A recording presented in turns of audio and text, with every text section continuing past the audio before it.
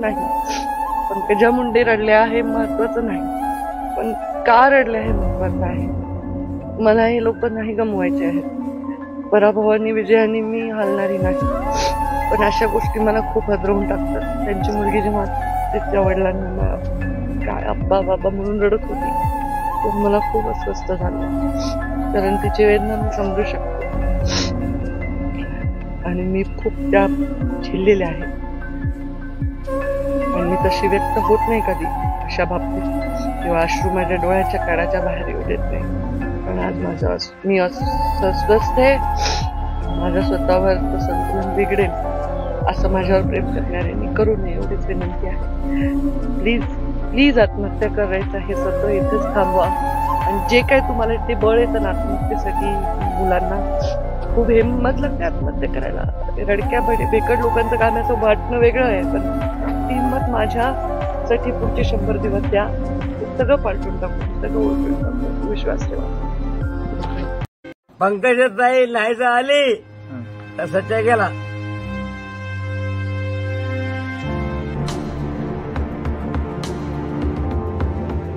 पंकजाताई पडल्या तसं सारखं त्याच्या डोक्यामध्ये फिरत होतं की आमचं काय खरंय, आम्ही व्यवस्थित तिच्या मागं फिरून आमचा उपयोग झाला नाही, मग आमच्या जीवनातच काही उपयोग राहिला नाही म्हणून सारखं ते चक्रातच मग आम्ही दवाखान्यात त्याला नेलं ऍडमिट. नमस्कार. काय बोलू मी तुमच्या सर्वांशी मला कळत नाही. मी आव्हान केले, पण माझं आव्हान तुमच्या दुःखाच्या, तुमच्या नैराश्याच्या पलीकडे त्याचा आवाज पोचत नाही की काय असं मला वाटतंय. गेल्या काही दिवसात ज्या तरुणांनी आत्महत्या केल्या ना, त्या आत्महत्येने मी जेवढी खचले तेवढं कदाचित कोणी खचलं नसेल. मी अहमदपूर मधल्या त्या तरुणाच्या आईला बोलले ज्या दिवशी घटना घडली. ती माऊली मला म्हणते, ताई तुम्ही टेन्शन घेऊ नका, त्याचा तुमचा खूप जीव होता. अरे इतकं प्रेम, ह्याला शब्द मला सापडत नाहीये, कदाचित त्याला अघोरी प्रेम म्हणतात, ते तुम्ही माझ्यावर करताय. प्रत्येक क्षणी एक एक कर्ज माझ्यावर चढवताय. तुम्ही मला पाहिलंय गेल्या 20-22 वर्ष. मुंडे साहेबांसारख्या पहाडासारख्या नेत्याला मी पाहिलेलं आहे भावनिक होताना, खचताना.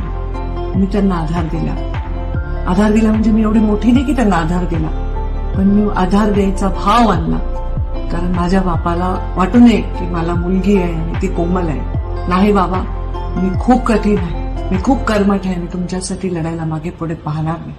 जेव्हा मुंडे साहेब वारले, आठवा तो दिवस 4 जूनचा, दगड पडत होते सगळ्यांच्या डोक्यावर, पण मी धावत जाऊन माईक हातात घेतला.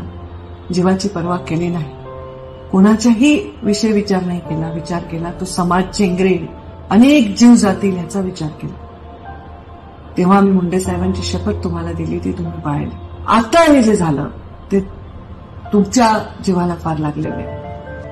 मग तुम्ही जर असं जिव्हारी लावून घेणार असाल आणि असे रस्त्यावर जाणार असाल, माझी शक्ती बनण्यापेक्षा जर अशा पावलांना उचलण्याचा प्रयत्न करणार असेल, तर राजकारणाचे पुढचं काय पाऊल उचलायचं असा माझ्यासारख्यांना प्रश्न पडतो. कारण माझ्या राजकारणामध्ये स्वार्थ नाही. मला स्वतःसाठी काही पाहिजे म्हणून मी करत नाही. माझं आतापर्यंतचं राजकारण उद्देशासाठी होतं. जेव्हा मला पद मिळालं तेव्हा मी गरिबांसाठी काम केलं.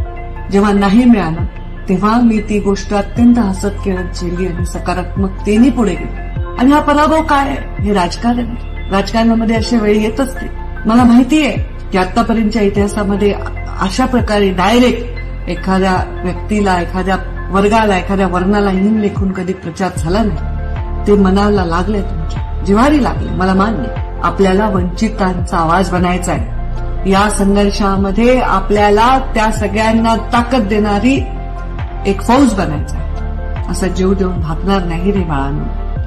मग मी कसं काम करू? मी तुम्हाला हात जोडून विनंती करते. मी तुमच्याकडे यायले, पण माझा पायच उचलत नाही. सांत्वनासाठी माझ्याकडे शब्द नाही. मी येत आहे. कृपा करून, माझी शपथ आहे तुम्हाला. मी साहेबांची शपथ घालून पाहिली. माझी शपथ आहे तुम्हाला, स्वतःच्या जीवाला काहीही करून घेऊ नका.